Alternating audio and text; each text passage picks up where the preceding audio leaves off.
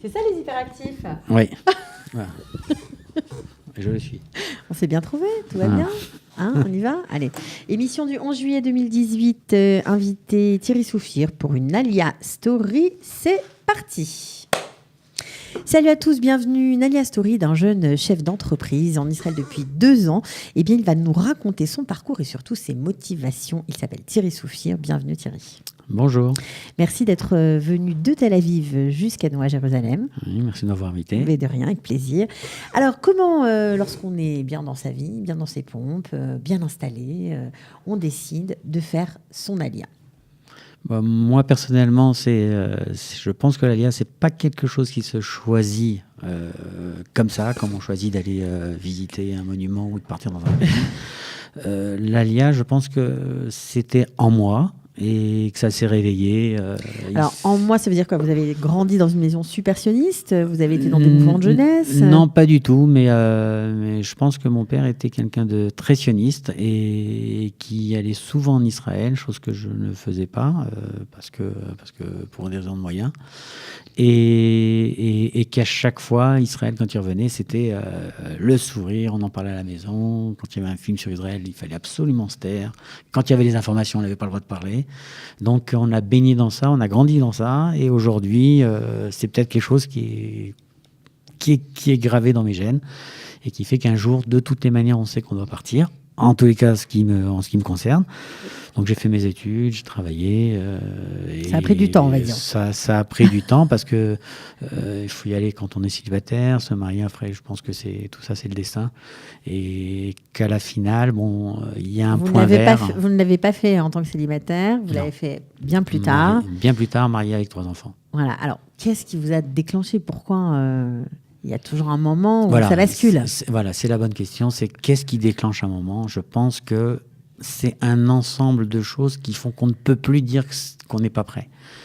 Et pour être prêt, vous êtes arrivé quand même un truc un peu exceptionnel. Un peu exceptionnel qui a accéléré, je pense, beaucoup de choses. C'est que mon fils, donc Ilan, qui est le cadet, le deuxième, était excellent à l'école jusqu'en 3e, très bon en seconde, moyen en première.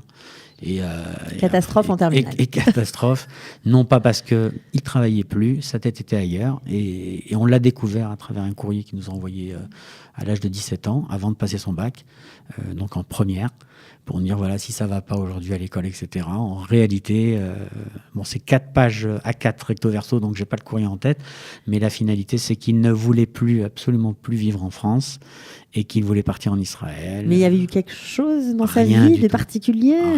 Rien. Il voulait partir en Israël. Il veut partir en Israël, fonder une famille en Israël, travailler en Israël, tout en Israël. Tout en Israël. Donc vous recevez cette lettre, vous êtes scotché, j'imagine. Écrite, posée sur la table du salon. Oui. Papa, maman. Voilà, exactement. Alors comment on réagit à un truc pareil? On fait ses valises? C'est compliqué quand même, du jour au lendemain. C'est très compliqué parce que 17 ans, on peut encore retenir. 18 ans, c'est la majorité, même si chez nous, c'est le jour du mariage, mais concrètement, c'est 18 ans. Donc, il a décidé. Alors, on a toujours peur parce qu'on se dit, nous, on n'est pas prêt à partir maintenant. Est-ce que lui est prêt, sachant que un garçon de 18 ans qui arrive en Israël, on ne connaît pas Israël. On connaît comme tous les touristes, mais Israël pour y vivre, Israël pour faire l'armée, Israël pour toutes ces choses. Très, très inquiet. En plus, on entend des choses sur des francophones, je ne parle pas du pays en tant que tel. Que ce n'est pas si simple que ça. Que ce n'est pas si simple que ça. Donc, Israël, ce n'est pas les vacances. D'ailleurs, la petite parenthèse au salon de la gare, on m'a dit Israël, on m'a montré une rose. Et on me dit, voilà, Israël, c'est cette rose. Et pourquoi? Parce qu'on la voit, elle est belle, mais quand on la touche, on se pique. Et donc, j'ai dit, tiens, c'est vers là que mon fils veut y aller. De toutes les manières, il ira, parce que je sais que il a le caractère, je pense, de sa mère et de son père. On est très, très fort de caractère. Et il a décidé, j'ai dit, il va le faire. Maintenant, concrètement, je dis, c'est un peu dur parce que ma fille, la grande, faisait ses études, terminait ses études à Nottingham en Angleterre. La petite, donc j'ai 3 enfants, la petite, elle, était inséparable avec Ilan et je me dis, comme ça, passer nos Shabbats et la semaine à 3, je parle de mon épouse et moi, et avoir ses enfants aux quatre Et coins de savoir du que les monde, quatre coins du monde et c'est d'être compliqué. séparés. Moi, j'ai pas grandi comme ça. On a grandi dans une famille très unie. Donc, je me dis, et est-ce que c'est justement pas le feu vert pour entamer toutes ces démarches pour partir? Voilà, et c'était effectivement votre feu vert. Exactement. Parce que ça n'a pas mis si longtemps. Vous avez fait les valises. Voilà, donc pas très longtemps après. Voilà, c'est ça. Donc il est parti, lui, à l'âge. Je vais poser une condition. Je dis au moins, parce que je sais que le système est fait comme ça, que ce soit en Israël ou ailleurs dans le monde, on ne peut pas ne pas avoir de bagages. Je parle de l'école. Et au minimum d'avoir Passe ton bac d'abord. Tu passes ton bac, tu le réussis et tu pars. Donc c'est ce qui s'est passé pour vous. Donc vous l'avez suivi. Oui. Après quelques temps, parce que vous n'arriviez pas à supporter la distance et l'absence et de ne pas être à ses côtés pour l'armée, parce que c'est pas simple. Mais on ne l'a pas envoyé non plus comme ça à l'aventure. Il est quand même parti encadré au travers d'un programme Massa, BIP, qu'il a fait. Donc là, je sais qu'ils étaient entre jeunes, etc., qu'il y avait une intégration de l'Ulpan et découvrir le pays surtout. C'était l'objet. Dans un deuxième temps, partir à l'armée. Donc l'armée, c'est une autre facette. Alors, vous étiez présent quand il est à l'armée ou pas ? À la fin, pas au début. Puisque nous sommes arrivés quand donc, il culpabilise de savoir que son fils est à l'armée et que nous, on n'est pas là à côté pour le soutenir, ou ça va ? On l'avait au travers de mes beaux-parents qui habitent à Tel Aviv. Ah, ça facilite les choses. Donc, il était hébergé chez mes beaux-parents. Ça facilite beaucoup de choses. Donc, c'était un petit peu notre point d'attache. Alors, c'est assez intéressant parce qu'en général, quand on pose... je pose des questions aux gens qui viennent derrière ce micro concernant leur motivation pour l'ALIA. Alors, certains parlent en premier de Parnassa, de travail. Et vous, c'est intéressant parce que vous parlez en premier de votre famille. C'était ce qui était la chose la plus fondamentale pour vous, a priori. À moi, c'était de toute façon la famille parce que, comment dirais-je, la Parnassa, comment vous dire, vous quittez un pays qui vous donne à manger. Et vous dites, je ne sais pas où je vais et comment ce pays va faire que je vais continuer à... Moi, personnellement, je suis quelqu'un qui est croyant. Et je me dis que de toutes les manières, c'est décidé en début d'année. C'est ce qu'on dit à Rosh Hashanah chez nous. Et qu'à partir de là, quel que soit le pays, et surtout si c'est Israël, il n'y a pas de raison qu'on continue pas à gagner notre vie. Après, j'ai quand même mesuré les risques, même si même si on a de la foi. J'ai mesuré les risques en disant... Je fais de l'informatique, j'ai la chance de pouvoir avoir un métier qui me permet physiquement de ne pas être comme ça près de mes clients. En tous les cas, de pouvoir l'assurer à l'étranger. À distance, de travailler à distance. De travailler à distance. Donc, ça veut dire en Israël. Donc là, ça veut dire que vous continuez à travailler avec votre société qui existe toujours en France. Qui existe toujours en France pour des clients français que je facture en France. Et c'est pour cette raison que nous la gardons. Et que maintenant, je me suis penché sur la création d'une filiale ici en Israël, en développant l'importation de produits. Pas l'importation de produits, mais la mise en place d'une plateforme qui permet de revoir et repenser la vidéosurveillance intelligente sécurisée en Israël. En Israël. Bon, ça, c'est un autre projet. Voilà. Mais si je vous entends bien, donc vous travaillez avec la France en français, forcément. Oui. Vous en êtes où au niveau de l'hébreu ?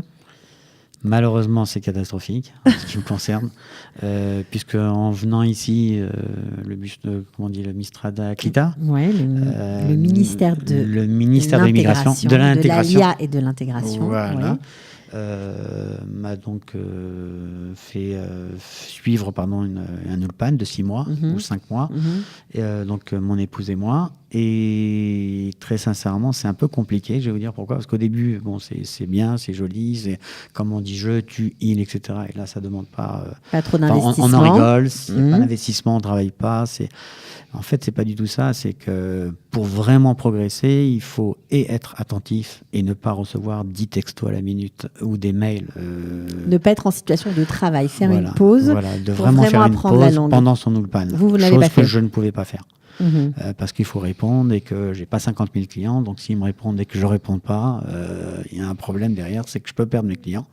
Donc la Parnassa, donc j'ai un peu détaché, donc j'étais physiquement présent, mais ma tête était toujours ailleurs avec mes clients, connectés avec leurs problèmes. Donc c'est pourquoi c'est pas toujours facile pour ceux qui montent avec des familles qui sont chefs d'entreprise. C'est très difficile de venir, de travailler. Mais c'est possible. C'est pas impossible puisque moi je le vois au travers de mon épouse. Elle, d'abord, je sais pas comment elle fait parce qu'elle a pas raté, je crois, pas raté, un seul cours. Deuxièmement, elle passe énormément de temps pour faire ses devoirs, en plus de toutes les tâches dont elle s'occupe à la maison. Une fois que ça s'est fini, elle a demandé toujours un deuxième Ulpan de 6 mois, donc elle a fait un deuxième endroit. Aujourd'hui, elle est en classe Guimel. Elle parle bien, puisqu'elle, même si elle dit qu'elle parle moyennement, moi je l'ai vue, je peux dire qu'elle se débrouille. Ouais. Elle écrit, elle lit, donc elle n'avait jamais étudié, jamais lu sa vie en hébreu. Moi je suis épaté. et en plus de ça... ça vous donne pas envie de faire pareil ? Ça me donne envie de faire pareil, mais franchement, il faut s'investir. Ouais, il faut s'investir. Il faut vraiment s'investir. Après le travail, c'est pas toujours simple.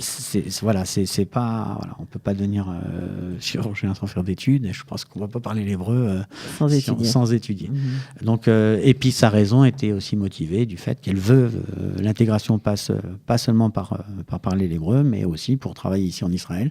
Et pour ça, il faut parler l'hébreu. Mmh. Ah bah oui, si on veut être employé quelque part sans parler l'hébreu, c'est un petit peu compliqué. Alors, si on fait le bilan, les enfants, ça va ? Tout le monde est intégré ? Super. Donc, Ilan, au moment où je parle maintenant, il a fait l'armée. Il a fini l'armée. Il s'est inscrit à Ariel pour faire de l'ingénierie bureautique et... mécanique et robotique. D'accord. Anaël, la deuxième. C'est la troisième. La troisième, parce que la deuxième est elle est en toujours France. En France, elle a fini ses études. Et bon, comme elle pense plus à se marier si Dieu veut cette année, ensuite voir de quelle manière... elle viendra. Elle viendra. Mais de toute façon, elle viendra. Pas parce que j'ai décidé, parce qu'elle l'a décidé.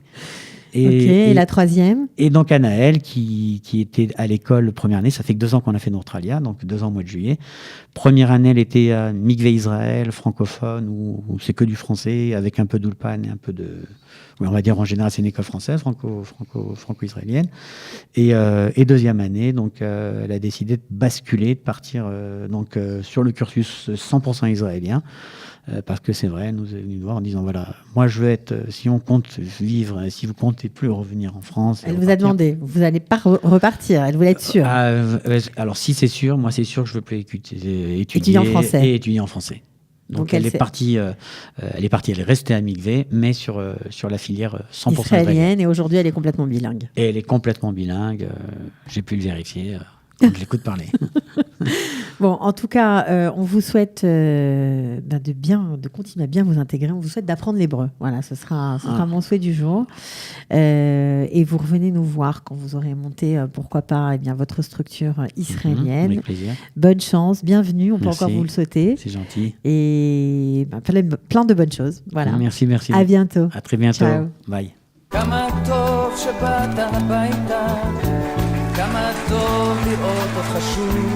Ils ont relevé le défi de l'Alia. Studio Kalita vous raconte leur histoire.